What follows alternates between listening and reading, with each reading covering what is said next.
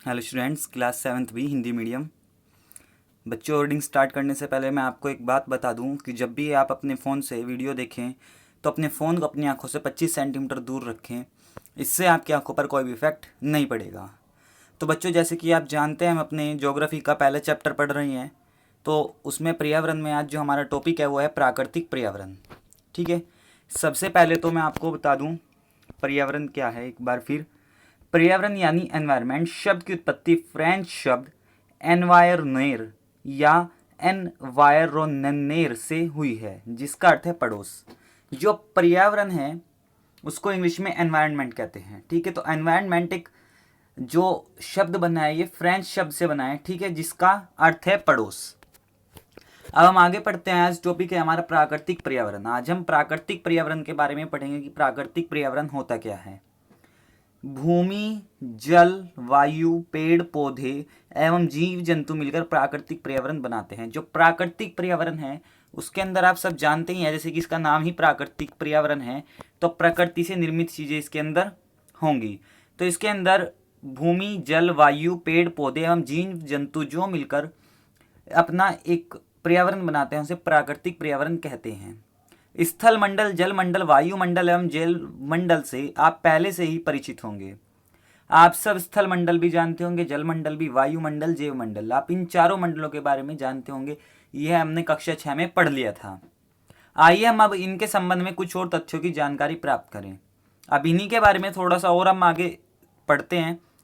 पृथ्वी की ठोस प्रॉपर्टी या कठोर ऊपरी सतह को स्थलमंडल कहते हैं। पृथ्वी की जो ठोस प्रॉपर्टी है, मतलब कठोर ऊपरी परत जिस पर हम रहते हैं, उसे स्थलमंडल कहते हैं। यह चट्टानों एवं खनिजों से बना होता है एवं मिट्टी की पतली परत से ढका होता है। तो जैसे कि आप देखते हैं कि जहां हम रहते हैं वहां पर मिट्टी की एक परत है।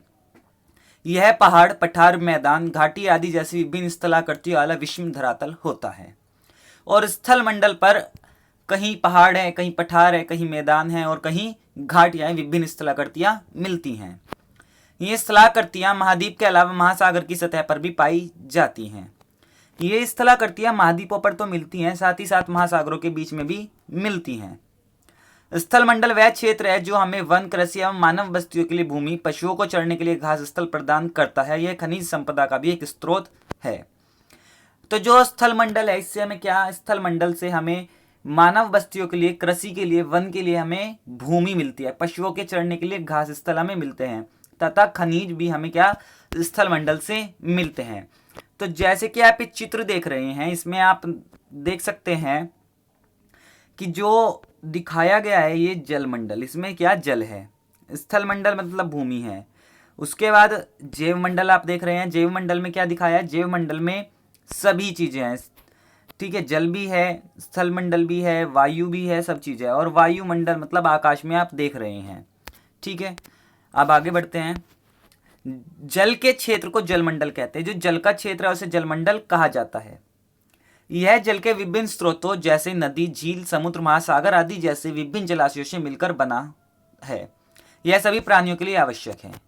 जल का जो क्षेत्र है, भूमि के जिस क्षेत्र पर जल है, पृथ्वी के जिस क्षेत्र पर जल है, उसको क्या, जलमंडल कहते हैं। तो जितनी भी नदी, झील, समुद्र, महासागर तथा जलाशय हैं वो सब मिलकर क्या, जलमंडल का निर्माण करते हैं। और ये सभी लोगों के लिए आवश्यक है, क्योंकि जल ही जीवन है। पृथ्वी के चारों ओर फैली वायु की पतली परत को वायुमंडल कहते हैं। तो जैसे आप देखते हैं कि हमारे आसपास हवा है ऊपर, और वो हवा की जो पतली परत है उसे ही वायुमंडल कहते हैं, जिसमें वायु होती है। पृथ्वी का गुरुत्वाकर्षण बल अपने चारों ओर के वायुमंडल को थामे रखता है। पृथ्वी का जो गुरुत्वाकर्षण बल है, गुरुत्वाकर्षण बल के कारण ये वायुमंडल हमारे चारों ओर थमा रहता है। यह सूर्य की झुलसाने वाली गर्मी एवं हानिकारक किरणों से हमारी रक्षा करता है। और ये वायुमंडल ही है जो सूर्य की रोशनी से निकलने वाली, सूर्य की किरणों से निकलने वाली जो हानिकारक किरणें होती हैं, जो उसकी गर्मी होती है, उससे हमें क्या, बचाता है। इसमें कई प्रकार के गैस, धूल कण एवं जल वाष्प उपस्थित रहते हैं। तो जो वायुमंडल होता है इसके अंदर कई चीजें होती हैं, गैसें होती हैं, धूल के कण होते हैं एवं जल वाष्प रहती हैं। वायुमंडल में परिवर्तन होने से मौसम एवं जलवायु में परिवर्तन होता है। जैसे जैसे वायुमंडल में परिवर्तन होता है उससे क्या, मौसम में और जलवायु में भी परिवर्तन होता है। पादप एवं जीव जंतु मिलकर जैव मंडलीय सजीव संसार का निर्माण करते हैं। ठीक है, जो पादप एवं जीव जंतु हैं, जो जैव पदार्थ हैं, उनसे मिलकर क्या जैव मंडल तैयार होता है। ये सजीव संसार का निर्माण करते हैं। सजीव मतलब जिसमें जीवन उपस्थित हो, उस संसार का निर्माण करते हैं। यह पृथ्वी का वह संकीर्ण क्षेत्र है जहां पर स्थल, जल एवं वायु मिलकर जीवन को संभव बनाते हैं। जैव मंडल उसे कहते हैं जहां पर जल, वायु एवं स्थल तीनों हो और तीनों मिलकर जीवन को संभव बनाते हो, कि वहां पर जो मनुष्य है उसका जीवन संभव हो, उसे जैव मंडल कहा जाता है। ठीक है बच्चों, तो पर्यावरण के बारे में हमने पढ़ा। आगे अपने आसपास के स्थल को देखिए और आपके पड़ोस में भूमि का उपयोग किस किस प्रकार हो रहा है उसकी सूची बनाइए, आप ये देखेंगे। ठीक है, तो आज जो आपके क्वेश्चन है, आज आपका पहला क्वेश्चन तो ये है कि आप बताएंगे कि जो हमारा जलमंडल है और वायुमंडल है उसके बारे में। राइट अबाउट, मतलब आपको हिंदी में ही जलमंडल के बारे में बताना है और वायुमंडल के बारे में भी आपको बताना है। धन्यवाद।